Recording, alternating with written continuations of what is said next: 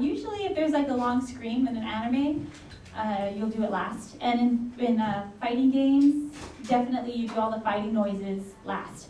Unless the entire fighting game is fighting noises, then it's kind of like, tough, go with it, you know? But there's different techniques you could use, definitely using your diaphragm and not clenching your throat.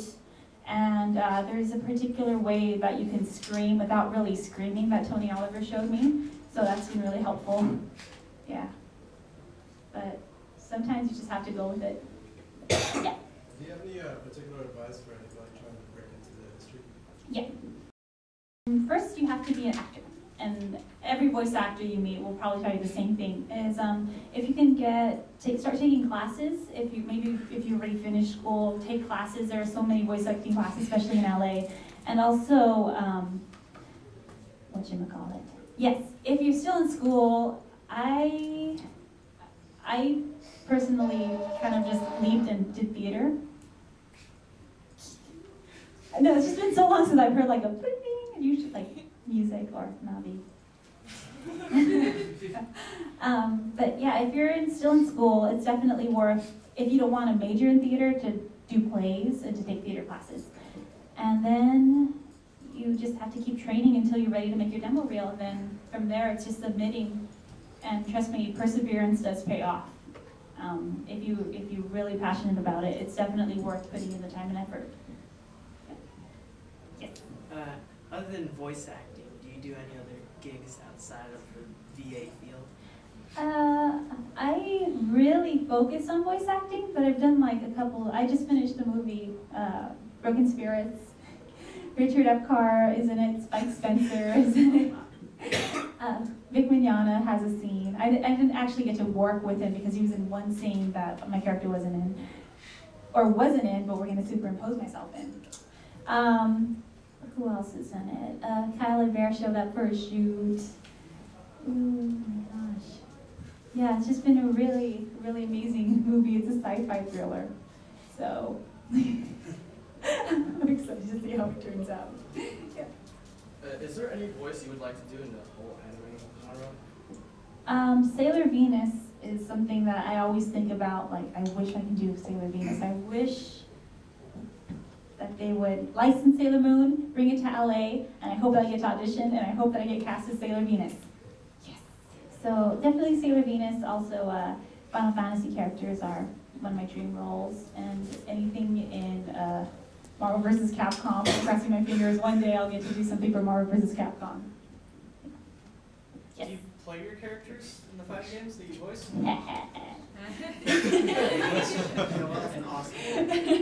I have played as Noelle, but it's because I would have played as her anyways, because I like the characters who are like Chun-Li, like light on their feet and lots of flippies and stuff. So I played Noelle, but I used to also play a lot with New in the first place Lou, because she's awesome. All I had to do was like twirl like the left trigger. It's like, and you would be like, "You're so good, Cristina, I can't believe it." It's like, yeah, that's right. So when I got Continuum Shift, I was really sad to see that. Not only was New, I think she was completely gone from the game. Yeah, and she was so nerfed. So, and not only that, but they took out like the trigger buttons. And I was like, what? So I don't play Continuum Shift in public. You taunt people on Xbox Live, like we had Steve who did Fei Long's voice earlier, and he's like, yeah, I'll taunt people in Fei Long's voice after I lose. That's awesome. I think for Noelle, I did, somebody sent me like a funny comic called Blazin', which now I get like Blazin', like, yeah, I didn't get it at first. It's awesome. But yeah, somebody sent that like, hey, you should voice it. I'm like, okay. So I voiced it and I posted it on YouTube. So I'll do stuff like that. That's really fun. Yeah? Which is your favorite Blazin' comic strip? I've only read a couple, and I think the Noelle one was definitely really funny. There's so many of them, so...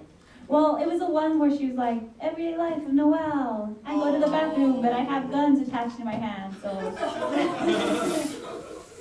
I really liked that one. It was really funny. Yeah. Was there any other voice actor that you just worked really well with? Like, sometimes it's just hard, but is there one that you just click on, like, automatically? You usually don't know voice actors, but I have to say that working off Christine Cabanos in K-On!, it was so easy because I know her and we hang out. And so when I was talking to Azunyan, it was like I was just talking to Christine. So I think that some of those scenes were the best in K-On!, was when I was just playing off of what Christine already recorded, because we do that in everyday life. So, yes.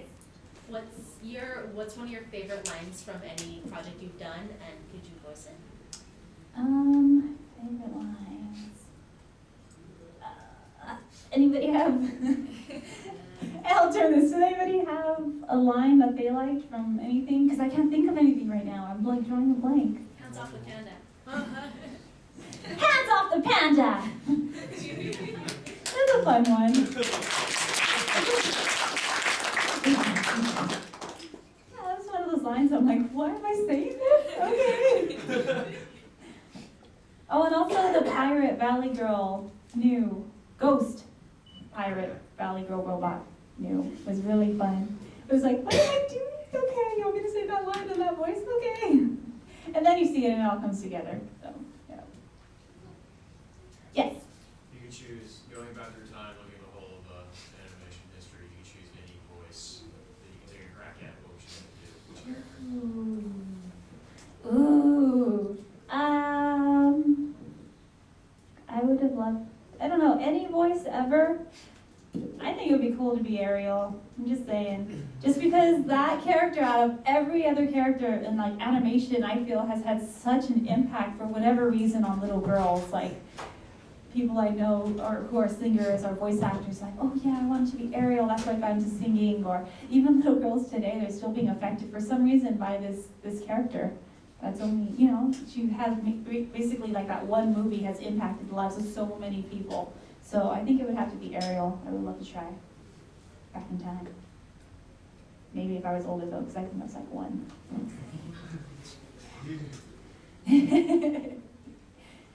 Yes. Is there any like voice actors that you like idolize? Idol voice actors? Tara Strong. I love Tara Strong. Wendy Lee and Stephanie Shea. Especially Stephanie, who's here right now, and she's working. It's because she has such an amazing work ethic. Whenever I see her, she's always working. And not only working voice acting, but she also has a charity that she runs. So I really look up to her. Like, I've seen her work, and she's really determined and passionate. So, yeah, definitely Stephanie Shea. Anybody else? Yes? Would you mind talking just a little bit more about your role in Broken Spirits and what the movie's about? Oh, sure. So Broken Spirits, it's a sci-fi film, and goodness, my character, like all these characters are like broken in some way. Well, yeah, their spirit is broken in some way. Yeah. Well, the thing is all these people coming together, and they're basically forced to face their past, and so we kind of relive it, but we're conscious that we're reliving the past and going through the same thing, and it's kind of about them going through that journey and kind of fighting their demons. But it's taken literally in that we're transported by like these demons, and Spike Spencer's like the head demon, and Richard Epcar shows up and he's like, hey, welcome to my sweat lodge, and then we're like, oh, sweat lodge, and then we're like transported into the desert, which was really hot and sandy. And then lots of epic battles happen. Lots of epic battles. I had to stab somebody with a knife. Over and over. No, it wasn't a knife. It was a fork. It was a fork.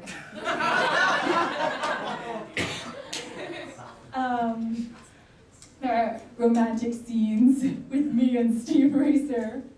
But mainly Richard Epcar, I think, was definitely, I think he stole the show in this film. He's so funny. And I don't think that the character was meant to be as hilarious as he made it, but it was definitely really funny. Oh, and Andy McPhee from Sons of Anarchy is in it. I don't know if you guys know him. He's an actor. Yeah. Yeah. And also the names of the characters kind of represent the way the characters are. Like there's an older gentleman playing a character named Oldman. I was like, then there was we had to change some of the character names because there was like I forgot what his name was, but it was like an Indian character, like Native American Indian. He had like some really kind of, you know, name, so we had to change it. And but it was just like the casting that happened with the names, yeah. So that's, what was the movie about? That. It's about the desert and demons. And Spike Spencer being evil. Yeah. Watch it. Yes. With the conventions, are you traveling generally around the world or just around the US? So far around just the US. I was invited to Hawaii, but still the US. It's Hawaii. Yeah, it's Hawaii. Yes. Favorite city then, for a convention that you've gone to so far? Favorite city? Yeah. You know, I really like Colorado. I think it was probably Denver. Colorado is really cool. Washington D.C. was fun. Seattle was amazing because of all the coffee. And also, Chicago was amazing because there was like a freak hailstorm that happened. So I have a video, like Stephanie Shane going, oh my gosh! Yeah. That happened. Yeah. Alright, if there's any character you want to cosplay as, which character would be and why? Cosplay, goodness, that's tough. I think I would want a better Psylocke cosplay than the one that I have right now. Also, X-23 would be really fun. I was always meaning to do it. I wanted to do it for Anime Expo, but I just kind of kept pushing it off. But, yeah. Homura, Madoka. I want to be Homura. Yeah. So I saw another hand. So, yes. Do you typically like them bigger or smaller? Conventions.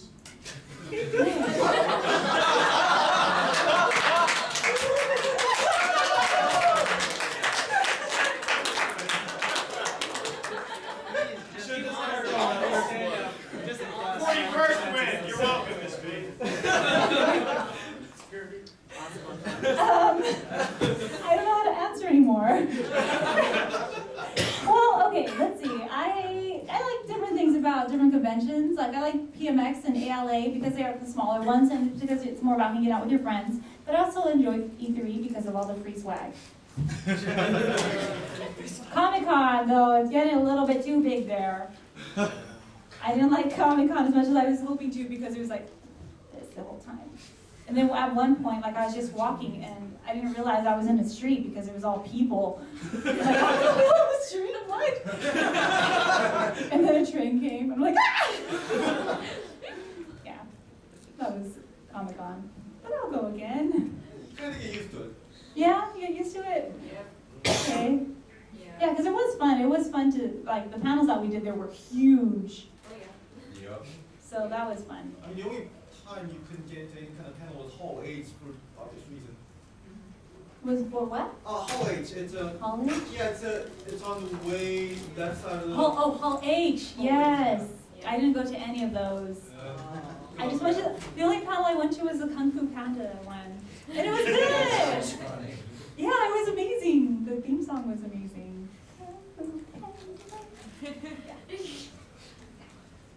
And, yes. How does it feel like to be immortalized as Mio on K-On? Oh, my hope is like when I do a show, it's kind of like you put all your energy into it and you hope that it's good and you hope that people really like it. But then after that, I kind of try not to like dwell on a show. It's always like, okay, that was great. Now I gotta start looking for more work. What's next? So, but yeah, I'm really happy that you think it's immortalized, and I really love playing Mio, and I hope that we get to go back to the second season and the movies because she was awesome.